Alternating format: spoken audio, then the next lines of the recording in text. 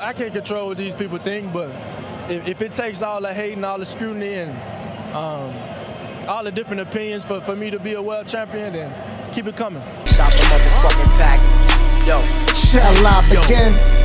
Pussy niggas get served. Another bridge to burn. Either live or you learn. Digits get earned. Off the head top, it ain't perm. Never been the type to curl like Big Worm. Catch a fade over your shoulder. Try to test my release. You get deceased. Smoke like the kush overseas from Middle East. No beast. I ain't touched that shit since 12 or 13. Ducking 12 from lurking while we scaling murk things. Kinda clock my life and still laughing most of the timeline. Try to come between me and Fetty, a fine line. Yeah, what's poppin', y'all? It's your boy Zaho Facts, and this is Talking Sporty. Like, follow, and subscribe, man. If you've been following along with the journey, man, it's been a little while since I uploaded. You know, I've been really just trying to formulate more topics to come through with a consistent schedule with everything. So I've been under construction, man. And bear with me. I do got some things coming soon. This is the slower part of the year for like sports, truthfully. And I don't really follow baseball enough or the World Cup enough to like keep y'all posted with shit like that. So when things come along and things come through the timeline, that's when I kind of speak on it. But if you do follow me on X or if you follow me on IG, I am a lot more consistent there. Just giving y'all things and sharing things that I see. So follow me on there at Zaho Facts. Um, but yeah, I just wanted to come through and holla at y'all about something that's been on my mind this past week. As y'all already know, people have already talked y'all to death. And that's one thing y'all gonna notice about me, man. I wait till things kind of calm to talk about them because I don't like to jump the gun or I don't like to really follow suit in what everybody else is talking about. And I like to call out the hypocrisies in what I see, man. So as y'all know, earlier this week, ESPN, they linked up with a bunch of NFL coaches and execs. They came together and made basically top 10. I don't even know if it's top 32, but it was like a tier list of players. And obviously, they did the quarterback position, and Jalen Hurts was put into tier 6 of what the NFL execs and coaches and staffs and scouts, how they view their quarterbacks. And he was ranked 17th in the league. Now, do I think Hurts is 17th in the league? Absolutely fucking not. But there's two sides of this that really piss me off. And I'll explain. The first side of it is obviously the disingenuous side of people that aren't fans of the Philadelphia Eagles that really see Jalen Hurts as like a running back or just a guy that can make plays 20% of the time and can't throw the deep ball and isn't accurate and just is carried by his team. Like the guys that think that AJ Brown threw the ball up 100 feet in the air, ran by himself all the way down the field and caught the ball. Like Hurts has no input in our winning or our success since he's been an Eagle. He's just been carried. Then there's the other side of it that I don't like, which is fans of the Philadelphia Eagles that because of Jalen Hurts's ultimately his winning success, that he automatically should be touted as a top 3 to 5 quarterback in the league. I also believe that there's a side to it where, um, people hold the winning aspect of it a little too hard, and I'm willing to be objective to that, and if that's a fair case for you to make for him not being a top 3 to 5 quarterback because of the stats, it's okay, but he's also not a 15th to 17th quarterback and he can't throw the ball at all. So there's a lot of hypocrisies in the list and how people assess the list. In my opinion, I don't think they used team record or winning as a QB stat when they assessed it. I think they use the eye test a lot to assess this list. Prototype is also a big thing, and also draft position is a big thing too. In a lot of the scouts and execs' eyes, from where Jalen Hurts was projected to go in that 2020 draft, Jalen Hurts has over exceeded expectations. I also will state that I also do think Jalen Hurts has over exceeded expectations given where people projected him to be. There's no questioning intangibles. There's no questioning toughness. There's no questioning his grit. All those things are A plus characteristics that Jalen Hurts excels at very well. Excels at an elite level. Being a leader, he excels at. I do think there are holes to pick with Jalen Hurts being a leader. I do think Jalen Hurts has a way of leading that could piss a lot of people off that he may work with on a day-to-day basis. I can see that. I can be objective in seeing that. Um, I there's times that I wish Jalen Hurts would just take initiative a little bit more in terms of control of the offense. Like, dude, like we're in year 7 now, so like there should be no, even if you are switching coordinators every year, there shouldn't have been a Kevin Patullo situation. Just given what we went through with the Brian Johnson situation, there got to be a point in time where the hell with it. I'm the quarterback. I need to take over this game.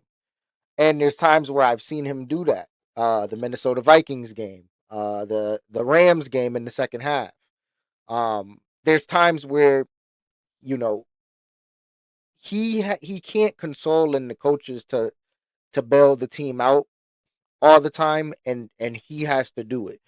And he tried last year changing things up at the line of scrimmage and things, things of that nature that were reported. But I do think that there's a way of doing it without coming off a little like arrogant to some people because I could see it and I could be real about it and I can see it. But at the end of the day, I'm also not going to sit here and say that the things that are said about him wouldn't drive a man to come off that way when there may not even be a sense of trust between certain people in the organization and himself. It's a real realization when you got to come to work every day and you don't know if everyone that you work with is on your side and has your best interests in mind. You know what I mean? And there's a reality to the situation that is beyond sports. I do know that there's some things that are alluded to him being reluctant throwing into the middle of the field, throwing into tight windows, throwing into zones as a whole. I think Jalen Hurts can read the field well. I think Jalen Hurts knows and is confident when going to certain reads. I do think Jalen Hurts is going to be tested in the beginning of the season with, you know, working in a new offense that's more predicated on their center, working with pre-snap motions a lot more than he usually did in the past. But there's no doubt in my mind that Jalen Hurts can put those things together and make those things work. And I do think one of the main hypocrisies of this list when it comes down to it is just how people assess the numbers versus how they just assess the player. So if you look at Mahomes' numbers the last few years compared to Hurts, it's not really that much of a difference. The biggest vast difference between Mahomes and Hurts is obviously um, what you see on the field in regards to the arm talent. Mahomes, in my opinion, um, gets a lot of overpraise for his accuracy. I don't think he's the most accurate quarterback, but I also think that he is just one of those quarterbacks that made such splash plays early in his career in terms of throwing on the run, being accurate, throwing across the shoulder. You know, it's very reminiscent of early Aaron Rodgers. If you guys remember Aaron Rodgers back in like '07, '08, like that's what Mahomes early in his career reminded me of a lot. And it's that baseball background, being able to sling it, sidearm, being able to just throw on the run, being able to improv. I think Mahomes he gets way too much praise for his accuracy. You know what I mean? Burrow, in my opinion, is the accurate guy. When you want to talk about throwing in the tight windows, throwing zips, throwing it right on the money, Joe Burrow, to me, is the most accurate quarterback in the NFL. Joe Burrow's problem is he doesn't stay healthy. But Joe Burrow is a baller. And I take a healthy Joe Burrow over a lot of quarterbacks in the league. I'd take Burrow over Lamar. I'd take Burrow over Josh Allen healthy. I think Burrow's a top 3 quarterback in the league when he's locked in for sure. He's the only other quarterback other than Jalen Hurts to lead a bottom half defense to the playoffs in the last since 2020. And a lot of people don't realize that. These quarterbacks don't take the type of defense that we had in 2023 to the playoffs. They just don't. And Jalen Hurts gets a lot of bullshit for us collapsing as a team when he was one of the bright spots in that whole season. We started off 10-1 because of Jalen Hurts. If you guys go back to that season, he was a front runner for league MVP after we beat the Buffalo Bills, in which he went toe-to-toe with Josh Allen, led an overtime drive. We were down in that game, y'all. There's a lot of shit that people do not give Jalen Hurts, man. They don't. And I think it's because we haven't had a true game on the national stage where all the odds are truly against us. And I mean like a wild card game or a game where we're losing. Like, let's just put it this way. I'll give you guys a scenario. If last year we went down to Dallas and we went down 21-zip instead of going up, and then we came back to beat Dallas, but and and we scored, we were down 3 scores and we came back to beat them, bro. A lot of people would have gave Jalen Hurts his fucking flowers, like just based off that game alone. But I don't think Jalen Hurts has had a game on the national stage. I think Jalen Hurts has had plenty of games. There were 3 or 4 games when we started off 10-1 in 2023, in which we were down 10 points at halftime, in which we came back and won that game. Even the year that he was second in MVP voting, there were a couple games, I believe the Texans game that we were down, and the Colts game we were down, both on the road. Jalen Hurts came back and we won those games. So I've seen Jalen Hurts lead comebacks before, but Jalen Hurts doesn't get that type of praise. And I think it's a double-edged sword, man. I get it. We're Eagles fans, bro. We love our players. We ride for our players. And when players do us filthy, we feel it, bro. It's almost like you inherit a family member, bro, for the short amount of time that they hear. And then when they leave, if they have anything bad to say, it's like, bro, we were a family. Like, fuck you, my nigga. And that and I understand it. I'm not from Philly, but I understand it, bro. I know enough people that's from there, and I know enough about the culture there to know that's how they inherited their own. And as an Eagles fan, I do the same when it comes to players. I inherit my players, man. And I ride for them, bro, and I defend them, and I go hard for them when it comes to these other teams and these fuck niggas that be talking about them. So I understand that we go hard for our players and we go hard for Hurts. But there has to be a point in time where we have to also be objective. And I had one of my boys, right? Shout out to Dyshawn, man. Die, man. Longtime Eagles fan too, bro. Been around since the McNabb days. You know what I mean? Like when I first started becoming an Eagles fan, he was one of the first Eagle fans that I was rocking with. But the dude commented on my Facebook post because, I literally told dudes, there's 3 things guaranteed in life: death, taxes, and the media stirring up the pot when it come to Jalen Hurts on some disingenuous shit. In which my boy said it's Tanner McKee season, and everything that they said about Jalen is right, and I cannot wait till he isn't the quarterback of my team. Now, I totally didn't understand why he even felt that way about Hurts, given the success that he's given us. But there are Eagles fans out there that feel that way about Hurts. So there is another side to it that's totally left, which is crazy. Tanner McKee season is fucking crazy. When Cole Payton is out doing him in fucking OTAs, Tanner McKee season is fucking insane. But anyways, I will say this. We gotta be better as fans as finding a perfect median, bro. I think we were a lot better in the late 2000s before this social media shit, where we were able to be objective, especially when it came to like McNabb, Kevin Cobb, Michael Vick, even Michael Vick, bro. We never glazed Michael Vick the way that Eagles fans be glazing Hurts to like a top 3 level. There's a world where Jalen Hurts to me is top 10, and I'm okay with that. I am clear minded enough to know that Jalen Hurts wasn't the sole reason we won the Super Bowl last year or 2 years ago. But I'm also clear minded enough to know that Jalen Hurts was the Super Bowl MVP 2 years ago. You feel me? Like, I got 3 Hurts jerseys, bro. So I don't want people to think like I'm coming off as like this fan that is negative on Hurts. I'm objective on Hurts. And I would love for Jalen Hurts to retire a Philadelphia Eagle. But in order for that thing to happen, Jalen Hurts got to improve in some areas that will make us a more dominant football team where we don't even got to question offense or offensive coordinator.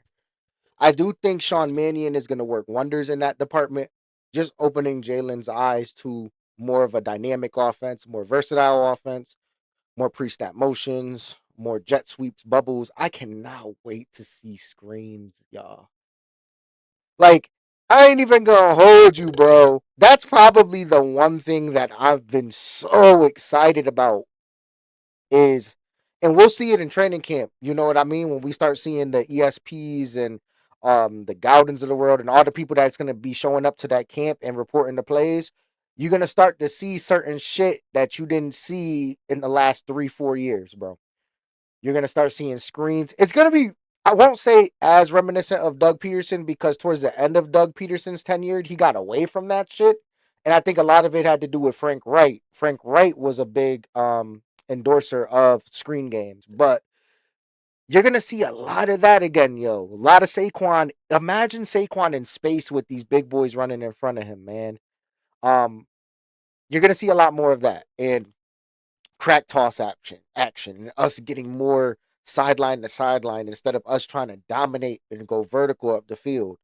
And I cannot wait. Mekhi Lemon in space. Devontae Smith in space. It's gonna be exciting, and I think for Jalen Hurts, you wouldn't see a guy that would fly his teammates out, go through the motions of trying to get all these people aligned in the chemistry of the offense. Someone that don't believe in it ain't gonna do that. You gotta pay attention to all the things around that's going on around the situation. You know what I mean? Um, and then there will be people out there that will say, "Well, yeah, last year guaranteed money. He better do all this shit." Listen, we're all human, bro. If we're working for our jobs and we're working for the safety and security of our families and our well being, we're gonna go above and beyond to do the same thing. So don't hold that against him because this is last year of guaranteed money. Um, there's certain things that motivate certain people to be better. For him, I think it's a lot of people that talk shit and say he can't do it without this guy, or he's gonna fall off a cliff because this person ain't here no more, or this offense ain't catered to him, or whatever the case is. Don't think for 1 second this motherfucker ain't listening, y'all. He listening. He listening and he letting every word soak in. And I just want everybody to keep that same fucking energy come January when we're revisiting this video and we talk about the things that um he needed to do to get better. And we're gonna see and we're gonna assess and we're gonna make a decision based on that. But listen, I don't really wanna, go too far off the cliff. I just wanted to just talk to y'all regarding this whole Jalen Hurts thing.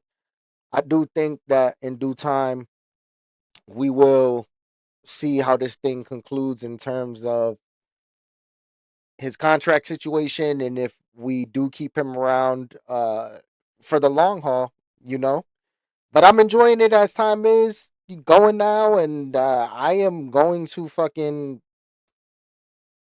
always be behind my QB1 dog until he ain't my QB1 no more. You feel me? Because at the end of the day, he's already delivered something that a lot of y'all favorite teams quarterbacks can't say. That's tough. But it's your boy Zayho Facts, man. This is Talking Sporty. I'll holla at y'all.